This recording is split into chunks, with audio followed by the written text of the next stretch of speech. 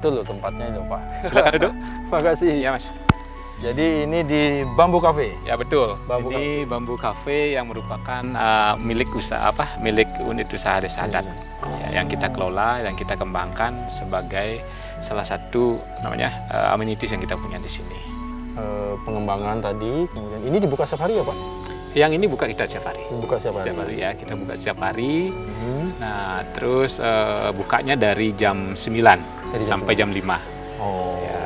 Menunya apa kalau wisatawan mau minum di sini, apa yang kita berikan? Nah, memang yang ciri khas minuman yang kita kita tawarkan di sini itu adalah lolo cencem. Nanti bisa kita coba ya, lolo cencem. Terus makanan autentiknya yang kita kita tawarkan kepada wisatawan yang berkunjung ke kafenya kami itu adalah mujiat nyat-nyat. Ya, yang merupakan ikonnya Bangli juga. Jadi nggak usah repot-repot ya, sudah melihat di sana jalan-jalan, ya, kemudian menikmati hutan bambu, isi perut di sini. Ya betul ya. Gitu. Sambil mendapatkan sensasi makan siangnya di bawah hutan bambu. Ya, ini betul. udaranya sejuk sekali ya. Betul ya. Luar biasa. Terus nanti kita bisa mesen loloh cencem ya. Itu yang menjadi ini juga lah ciri khas ciri khasnya kita. Kebetulan lolo cencemnya mau datang nih. Oh gitu. Ya. Oh ini. Wah, silakan. Terima kasih. Oke. Bapak. Ini silakan.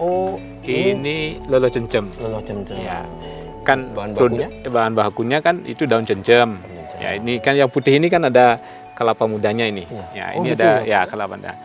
Nah, cuma di sini kita coba inovasikan, ya, yaitu kita kemas, kita isi lolo cencem ini kacang. Ya, ini kacang. Nah, kalau memang ini sebenarnya ini kan dari dulu udah dilakukan oleh warga Penglipuran. Ya, saya ingat waktu kecil itu ketika kita beli lolo cencem pasti ada gini kacangnya. Ya, itu. Wah, Anda harus mencoba minum ini. Ya. Itu cip dulu Pak ya? Ya, silakan. Mantap. Oh, seger. Wajib mencoba ya. Wisatawan harus coba, jadi seger. Badannya jadi anget juga ini. Ya betul. Ini kan minuman herbal. Nah, Pak Wayan, kalau mungkin ada kiat-kiat apa lagi nih yang dilakukan oleh pihak pengelola? Tadi kan baru event mingguan tadi. Iya betul. Ada pasar pelipur lara. Ya betul. Kemudian kalau event-event yang mungkin tahunan atau bulanan seperti apa Pak? Nah, yang sudah konsisten kita lakukan itu di Penglipuran itu kan Penglipuran Film Festival.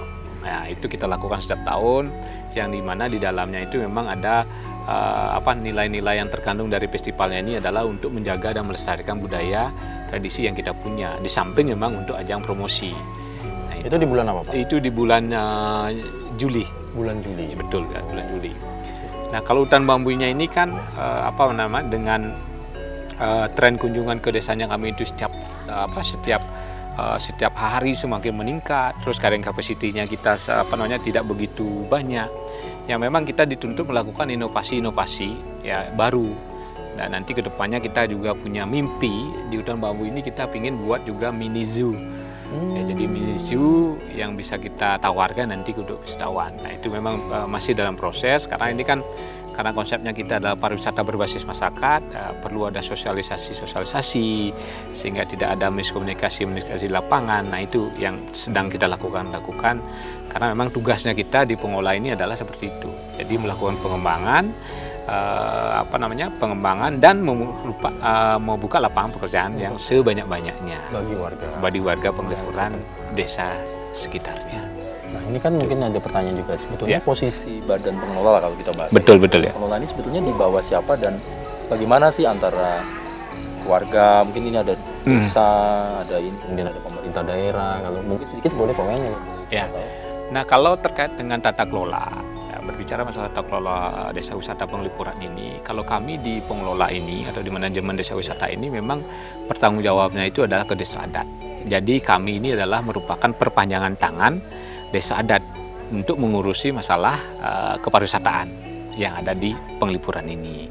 Nah, jadi kami semua kebijakan-kebijakan yang kami lakukan itu pertama harus kami koordinasikan terlebih dahulu ke desa adat.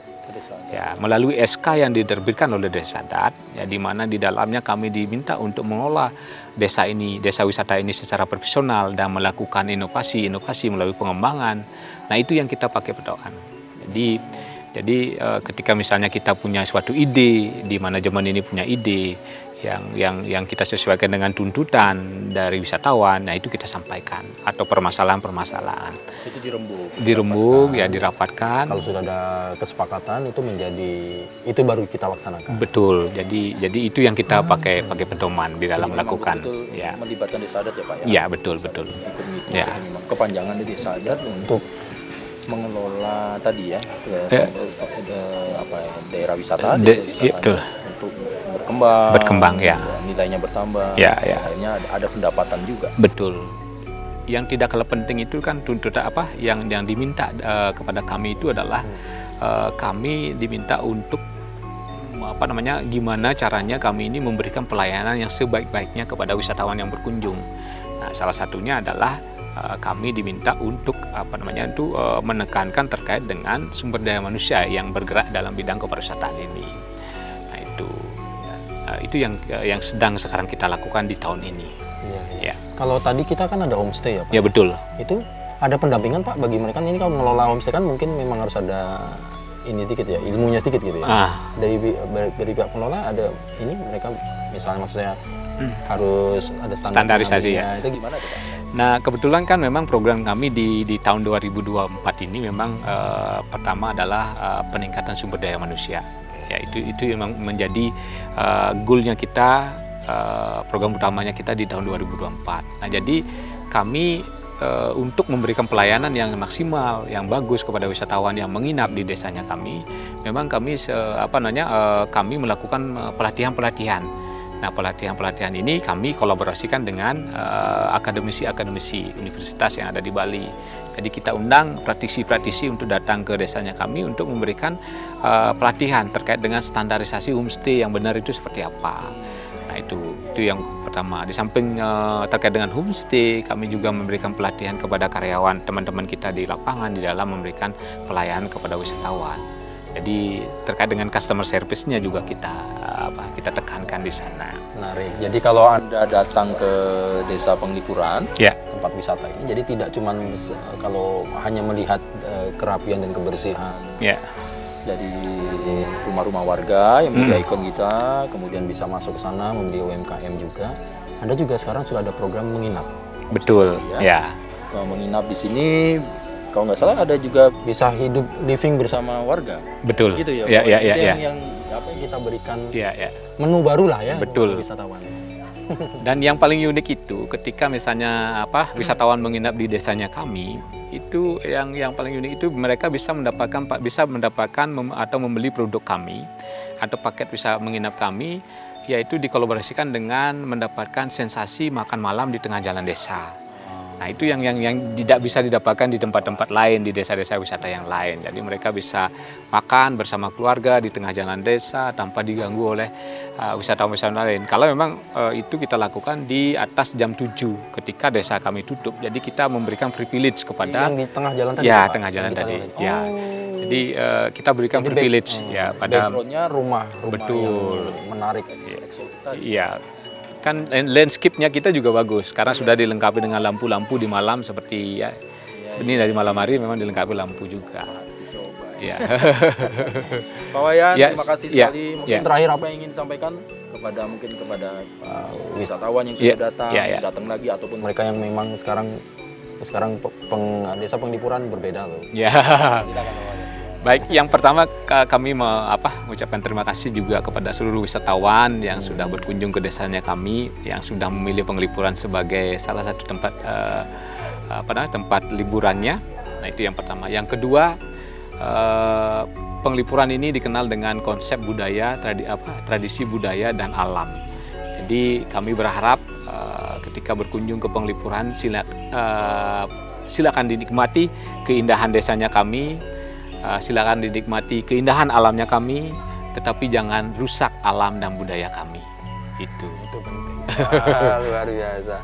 Matur susma Pak Wayan. Terima kasih atas waktunya. Terima kasih. Mudah-mudahan maju berkembang terus ya Pak ya. Ya. Ke Desa Penglipuran, kemudian memberikan mungkin juga pilihan-pilihan alternatif tambahan yang lain, pengembangan. Saya lihat inovasi-inovasi sudah mulai banyak nih, 2024, 2025, 2026 bahkan roadmap-nya jelas.